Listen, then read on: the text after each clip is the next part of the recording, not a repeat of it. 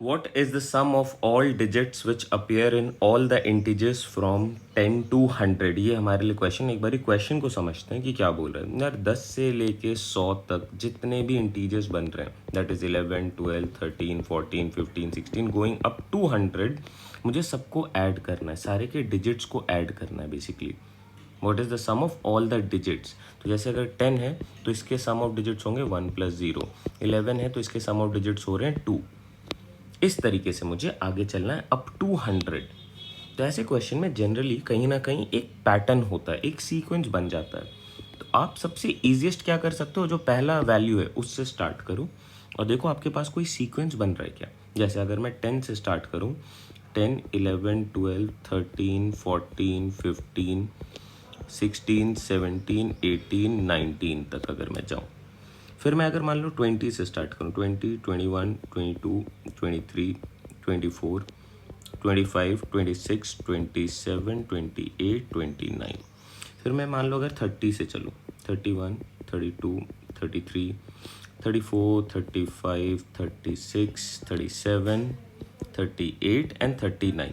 अच्छा, अब देखो मुझे करना क्या, मुझे ये नंबर्स को नहीं ऐड करना है, मुझे इनके सम ऑफ डिजिट्स, मुझे जितने डिजिट्स मिल रहे हैं उनको ऐड करना है। ये हल्का सा ट्रिकी पार्ट है। यहाँ पे अगर आपने सम कर दिया नंबर्स का तो वो दिक्कत वाली बात आ जाएगी। आप यहाँ पे ध्यान दो, करना क्या है आपको। देखो यहाँ पे मुझे इन चीज़ों को अगर मैं ऐड करना स्टार्ट करूँ तो मैं कैसे देख रहा हूँ, मुझे एक पैटर्न दिख रहा है कि अगर मैं 10th डिजिट को देखूँ तो ये देखो इस वाले सीक्वेंस में सारे 1 है, हाँ है ना।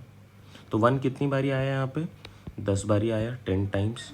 ओके, 2 देखो कितनी बारी आ रहा है, 2 देखो कितनी बारी आ रहा है यहाँ पे, 2 यहाँ पे भी 10 टाइम्स आएगा अगर मैं 10 डिजिट। तो जो भी 10th डिजिट है, 10th प्लेस पे जो भी डिजिट है वो उतनी टाइम्स आएगा, 10 टाइम्स आएगा, क्योंकि ये 10 के सीक्वेंस पे अपने बात कर रहे हैं।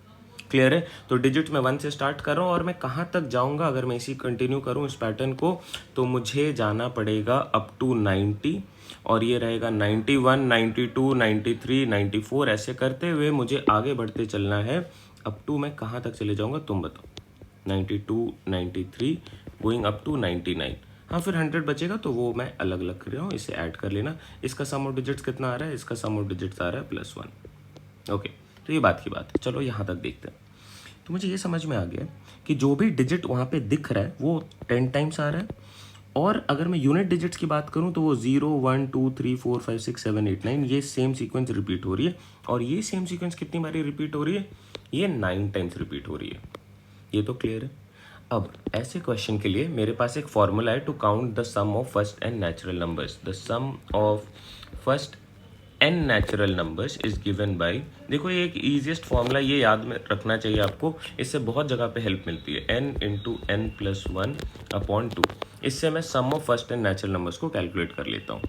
ठीक है, तो अगर मैं यहाँ पे देखूँ डिजिट्स, यूनिट डिजिट्स, तो ये आ जाएंगे 0, 0 को ऐड करोगे 1 से तो इसकी वैल्यू छोड़ दो तुम। देखो यहाँ से 1, 2, 3, 4, 5, 6, 7, 8, 9 फर्स्ट 9 नेचुरल नंबर्स हैं तो इनके लिए सम कितना बन जाएगा, 9 into 9 plus 1/2 which is 9 into 10/2 which is nothing but 45।